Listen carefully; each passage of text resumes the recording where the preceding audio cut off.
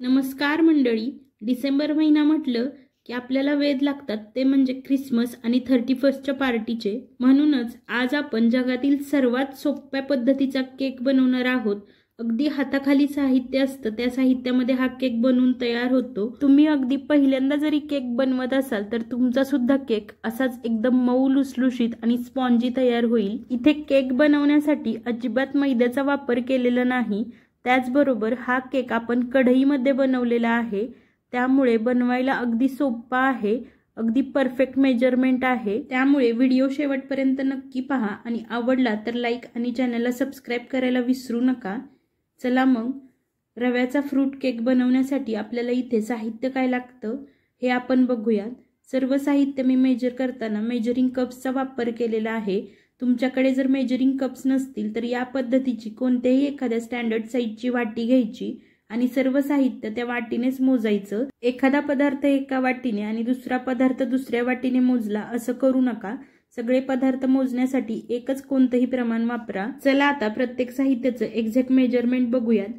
अर्धा कप मी इथे दही घेतलेला आहे. दही घेताना शक्यतो ताजं घ्यायचं. त्यानंतर अर्धा कप दूध घेतलेला आहे. हे दूध मी गरम करून थंड केलेलं आहे. दही आणि दूध घेताना शक्यतो रूम टेम्परेचरचं घ्या, त्यामुळे केक अजिबात बिघडणार नाही. त्यानंतर इथे मी बरोबर 1 कप बारीक रवा घेतलेला आहे.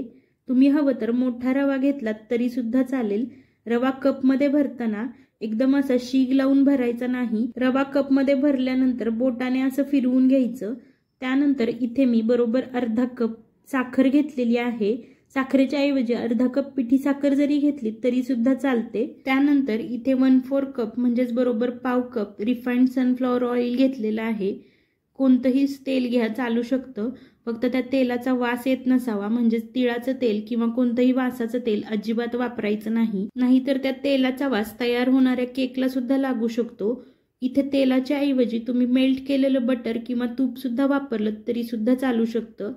आता केक हा गोडच असतो, तरी सुद्धा त्यामध्ये अगदी चिमूटभर आपण मीठ घालणार आहोत. कोणत्याही गोड पदार्थामध्ये थोडंसं मीठ घातलं तर त्याची चव आणखीनच वाढते. त्यानंतर इथे मी बरोबर 1 टीस्पून बेकिंग पावडर घेतलेली आहे. बेकिंग पावडर चमच्यामध्ये भरल्यानंतर बोटाने अशी सपाट करून घ्यायची, त्यामुळे त्याचा अंदाज अजिबात चुकणार नाही.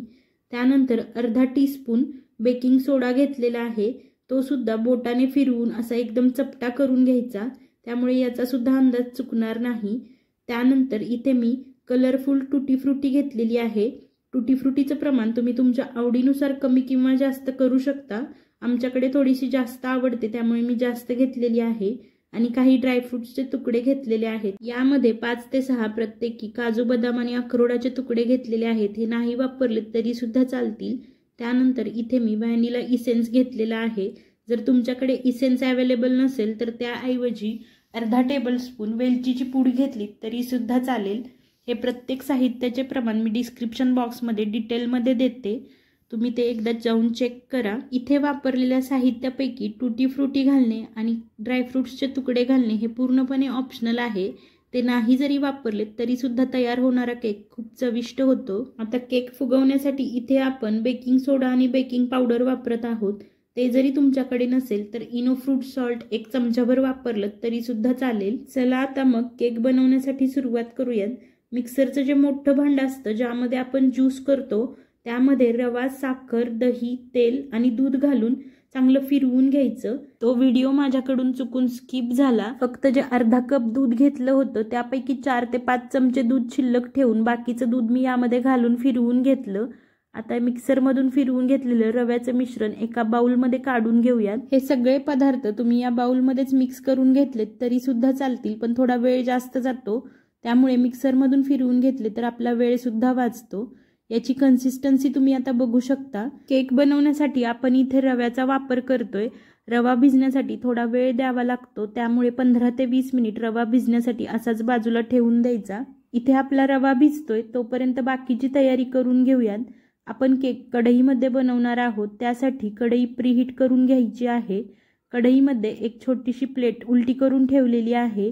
यावरती एक ताट ठेवायचं आणि कढईवरती झाकण झाकून एक 10 ते 12 मिनिट कढई ही चांगली गरम करून घ्यायची आहे, म्हणजेच प्री हीट करून घ्यायची आहे। इथे माझ्याकडे हा 6 इंचाचा केक टीन आहे। तुमच्याकडे जर केक टीन नसेल तर कुकरच्या भांड्यामध्ये केक बनवलात तरी सुद्धा चालेल। आता बटर पेपर त्या केक टीनच्या मापाने मी बरोबर कट करून घेत आहे, त्यामुळे केक अजिबात केक टीनला चिकटणार नाही। बऱ्याच वेळी केकचं जे बॅटर असतं ते केक टीनमध्ये बसत नाही, त्यामुळे उरलेले बॅटर मी माझ्याकडे पेपर ग्लास आहेत त्यामध्ये काढून घेत आहे। आता केक टीनला व्यवस्थित असं तेलाने ग्रीस करून घ्यायचं, बटर पेपर यामध्ये ठेवायचा आणि तो सुद्धा तेलाने व्यवस्थित असा ग्रीस करून घ्यायचा। त्यानंतर हे जे पेपर ग्लास आहेत ते सुद्धा तेलाने व्यवस्थित असे ग्रीस करून घ्यायचे, त्यामुळे या सगळ्यांना केक चिकटत नाही आणि सेपरेट होताना अगदी अलगद सेपरेट होऊन जातो। तोपर्यंत दुसरीकडे 15 ते 20 मिनिट रवा व्यवस्थित असा भिजलेला आहे। रवा भिजल्यामुळे यामधला पाण्याचा अंश बऱ्यापैकी कमी झालेला आहे आणि हे मिश्रण थोडंसं दाटसर झालेलं आहे, त्यामुळे अर्धा कप दुधातलं 4-5 चमचे दूध जे शिल्लक ठेवलं होतं त्यापैकी आणखी थोडंसं दूध मी यामध्ये घालून घेतलं आणि चांगलं मिक्स करून घेतलं। एकदमच अर्धा कप दूध घालू नका, नाहीतर मिश्रण पातळ होऊ शकतं। त्यानंतर यामध्ये मीठ, कट करून घेतलेले ड्रायफ्रुट्स आणि टुटी फ्रुटी घातलं। आता हे पुन्हा व्यवस्थित असं मिक्स करून घ्यायचं आहे। किती छान टुटी फ्रुटीचे कलर यामध्ये दिसत आहेत, व्हिडिओमध्ये तुम्ही बघू शकता। यामुळेच माझ्या मुलाला हा केक खूप आवडतो। बाहेरचा मैद्याचा केक देण्यापेक्षा घरच्या घरी बनवलेला रव्याचा केक लहान मुलांना नक्की द्या, तेवढाच पौष्टिक सुद्धा आहे। याची कन्सिस्टन्सी तुम्ही बघू शकता, मला थोडीशी दाटसर वाटत आहे, त्यामुळे यामध्ये आणखी 1 ते 2 चमचे मी दूध घालणार आहे। जे अर्धा कप दूध घेतलं होतं त्यातलंच हे मी वापरत आहे। 1 ते 2 चमचे दूध घातलं आणि आणखी साधारणतः 1-2 चमचे दूध शिल्लक असेल। हे दूध या मिश्रणामध्ये चांगलं मिक्स करून घ्यायचं। आता याची कन्सिस्टन्सी बघू शकता, एकदम परफेक्ट कन्सिस्टन्सी आलेली आहे। एकूण अर्धा कप आपण इथं दूध घेतलं होतं, त्यापैकी 1 ते 2 चमचे दूध शिल्लक ठेवून उरलेलं सगळं दूध आपण वापरलेलं आहे। तुम्हाला सुद्धा 1-2 चमचे दूध कमी किंवा जास्त लागू शकतं। त्यानंतर यामध्ये अर्धा चमचा व्हॅनिला इसेन्स घालायचा। जर व्हॅनिला इसेन्स घरामध्ये अवेलेबल नसेल तर अर्धा चमचा वेलचीची पूड घातली तरी सुद्धा हा केक चवीला खूप चांगला होतो। हा इसेन्स या मिश्रणामध्ये व्यवस्थित मिक्स करून घ्यायचा। त्यानंतर इथे मी लाल कलरची टुटी फ्रुटी घेतलेली आहे, त्यामध्ये अगदी थोडंसं म्हणजे अर्धा चमचालाही थोडंसं कमीच गव्हाचं पीठ घालून चांगलं मिक्स करून घ्यायचं। हे आपण गार्निशिंगसाठी केकच्या वरून वापरणार आहोत। टुटी फ्रुटी गव्हाचं पीठ किंवा मैदा यामध्ये घोळवून घेतल्यामुळे केकच्या तळाशी जाऊन बसत नाही, वरच्यावर तरंगून राहते। त्यानंतर आता सगळ्यात शेवटी यामध्ये आपल्याला बेकिंग पावडर आणि बेकिंग सोडा घालून घ्यायचा आहे। बेकिंग पावडर आणि बेकिंग सोडा घातल्यानंतर हे मिश्रण व्यवस्थित मिक्स करायचं आणि लगेचच याला बेक करायला ठेवायचं आहे, कारण बेकिंग पावडर आणि बेकिंग सोडामुळे यामध्ये हवेचे बबल तयार होतात आणि त्याला लगेचच हीट मिळाली की केक चांगला फुगण्यासाठी मदत होते। त्यामुळे बेकिंग सोडा आणि बेकिंग पावडर मिक्स केल्यानंतर अजिबात वेळ घालवायचा नाही। इथून पुढची जी प्रोसिजर आहे ती एकदम फास्ट करून घ्यायची, त्यासाठीच आपण अगोदर सगळी तयारी करून ठेवलेली आहे। हे केकचं बॅटर मी केक टीनमध्ये काढून घेतलं, साधारणतः अर्धा केक टीन मी भरलेला आहे। उरलेली जागा केक फुगण्यासाठी ठेवून द्यायची आणि जे पेपर कप आपण तेल लावून तयार केले होते त्या पेपर कपमध्येही अर्ध्यापर्यंत हे बॅटर भरून घ्यायचं।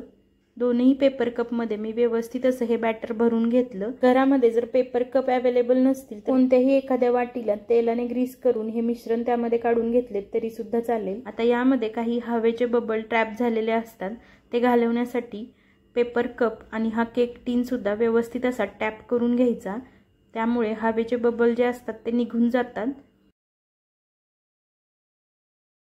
टॅप करून झाल्यानंतर सगळ्यात शेवटी टुटी फ्रुटी जी आपण गव्हाच्या पिठामध्ये घोळवून ठेवलेली होती ती यावरून सजावटीसाठी घालायची। हे पूर्णपणे ऑप्शनल आहे, पण माझ्या मुलाला असं खूप आवडतं आणि तो केक आवडीने खातो, त्यामुळे मी घालत आहे। त्यानंतर काही अख्खे बदाम सजावटीसाठी मी यावरती ठेवलेले आहेत। आता दुसरीकडे कढईसुद्धा आपली प्रीहीट झालेली आहे। आता यामध्ये केकचा टीन आणि उरलेले 2 जे पेपर कप आहेत ते सुद्धा ठेवून द्यायचे। कढईमध्ये किंवा पातेल्यामध्ये जर तुम्ही केक बनवणार असाल तर ज्या भांड्यामध्ये तुम्ही केक बनवता ते भांडं या कढईमध्ये किंवा पातेल्यामध्ये व्यवस्थित बसते का याची खात्री करूनच भांडं प्री हीटिंगला ठेवा। आता यावरती झाकण ठेवून कमीत कमी 35 ते 40 मिनिट बेक होण्यासाठी ठेवून द्यायचं। केक किती फुगत आलाय हे सारखं झाकण उघडून अजिबात बघायचं नाही। साधारणतः 30 मिनिटांनंतर मी झाकण काढलं होतं। बघू शकता केक एवढा फुगला होता की झाकणाला सुद्धा चिकटला, त्यामुळे मी याच्यावरचं झाकण बदललं आणि त्यानंतर पुन्हा 5 मिनिट हा केक बेक होण्यासाठी ठेवला। आत्तापर्यंत बरोबर 35 मिनिट झालेले आहेत। यावरचं झाकण मी काढलं। पेपर कपवर थोडंसं प्रेशर पडल्यामुळे याचा शेप थोडासा बदलला आहे आणि त्यामुळे आपोआपच आतल्या केकचा सुद्धा शेप बदललेला असू शकतो। पेपर कपचा व्हॉल्यूम केक टीनपेक्षा लहान असल्यामुळे यामधला केक लवकर बेक होतो। 35 मिनिटांमध्ये बघू शकता। यामध्ये मी चाकू घालून चेक केला तर दोन्ही पेपर कपमधला चाकू क्लीन येतोय, म्हणजेच हे दोन्ही केक व्यवस्थित असे बेक झालेले आहेत। आता हे बाजूला काढून ठेवूया। केक टीनमधला केक अजून व्यवस्थित असा बेक झालेला नाही, त्यामुळे तो केक टीन मी मध्ये घेतला आणि यावरती पुन्हा झाकण ठेवून एक 5 मिनिट आपण बेक करून घेऊया। केकचा वरचा पोर्शन झाकणाला चिकटल्यामुळे ते वरचं जे टूटी फ्रुटी आपण गार्निशिंगसाठी लावलेलं होतं ते सगळं आतमध्ये मिक्स झालं। इकडे आपण पेपर कप थंड होण्यासाठी ठेवलेले आहेत। सुरुवातीपासून आत्तापर्यंत बरोबर 42 मिनिट झालेले आहेत। आता यावरचं झाकण मी काढून बघत आहे तर केक बेक झालाय का नाही हे पुन्हा एकदा आपण यामध्ये सुरी घालून चेक करणार आहोत। सुरी सगळ्या साईडने घालायची, मध्ये आणि केकच्या साईडने सुद्धा, कारण बऱ्याच वेळी केक मध्ये फुगतो पण साईडने कच्चा राहतो, त्यामुळे सगळीकडे सुरी घालून चेक करायची। क्लीन येत असेल तरच गॅसची फ्लेम बंद करायची, नाहीतर पुन्हा 2-3 मिनिट किंवा 5 मिनिट तरी बेक होण्यासाठी ठेवून द्यायचं। हा केक सुद्धा व्यवस्थित असा बेक झालेला आहे। थंड होण्यासाठी आपण ताटामध्ये काढून घेतला। पेपर कपचा थोडासा शेप बिघडला किंवा केक थोडासा झाकणाला चिकटला हे जर थोडंसं इग्नोर केलं तर बघू शकता किती छान अशी जाळी या केकला पडलेली आहे। एकदम टम्मा असा हा केक फुगलेला आहे। आता हा केक आपण सेपरेट करून घेऊया। सुरुवातीला पेपर ग्लासमध्ये केलेला केक आपण सेपरेट करूयात। साईडच्या कडा चाकूने व्यवस्थित अशा मोकळ्या करून घ्यायच्या। त्यानंतर हा पेपर ग्लास उलटा करायचा आणि वरच्या साईडने थोडंसं टॅप टॅप करायचं। अलगद केक यापासून सेपरेट होतो। याच पद्धतीने मी दोनही केक सेपरेट केले। याचा स्पॉन्ज तुम्ही बघू शकता किती छान हा केक फुगलेला आहे। माझा मुलगा स्कूलमधून आला होता आणि केक केलाय म्हटलं की काय मुलांची मज्जाच असते। हा एक केक मी त्याला लगेचच खाण्यासाठी दिला, त्याला खूप आवडला होता। आता केक टीन मधला सुद्धा केक संपूर्ण थंड झालेला आहे। चाकूने त्याच्या कड्या सेपरेट करून घेतल्या। त्यानंतर एक छोटंसं ताट त्यावरती उलटं करून खालच्या साईडने टॅप टॅप करून घ्यायचं। अगदी अलगद हा सुद्धा केक व्यवस्थित असा सेपरेट होतो, व्हिडिओमध्ये तुम्ही बघू शकता। यावरचा बटर पेपर सुद्धा बघा किती छान अलगद असा बाजूला होत आहे। आता हा केक आपण उलटून घेऊया। तयार झाला भरपूर स्पॉन्जी असा सुपर सॉफ्ट केक। घरातील अगदी हाताखाली असलेल्या साहित्यामध्ये आपण हा केक बनवून तयार केला। त्यासोबतच या केकमध्ये आपण जरासुद्धा मैद्याचा वापर केला नाही, त्यामुळे लहान मुलांना सुद्धा तुम्ही नक्की खायला देऊ शकता। इथे सांगितलेलं परफेक्ट मेजरमेंट घेतलं तर तुमचा सुद्धा केक याच पद्धतीने तयार होईल। जगातील सर्वात सोप्या पद्धतीचा रवा फ्रूट केक म्हटलं तरी सुद्धा चालेल। अगदी पहिल्या प्रयत्नात सुद्धा अजिबात केक बिघडणार नाही, एवढा चांगला तयार होतो। हा मी तुम्हाला कट करून दाखवत आहे। व्हिडिओमध्ये तुम्ही बघू शकता किती छान हा सुपर सॉफ्ट आणि एकदम स्पॉन्जी असा झालेला आहे।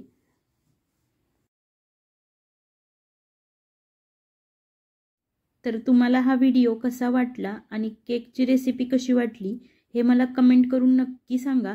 आमच्याकडे तर हा केक सर्वांना आवडला होता। माझ्या या पद्धतीने तुम्ही सुद्धा क्रिसमससाठी त्याचबरोबर न्यू इयरसाठी सुद्धा रवा फ्रूट केक नक्की बनवून बघा। हेल्दी आहे आणि चवीला सुद्धा छान होतो। व्हिडिओ आवडला असेल तर लाईक आणि चॅनलला सबस्क्राईब करायला अजिबात विसरू नका। पुन्हा भेटूयात अशाच एखाद्या नवीन व्हिडिओमध्ये। तोपर्यंत धन्यवाद।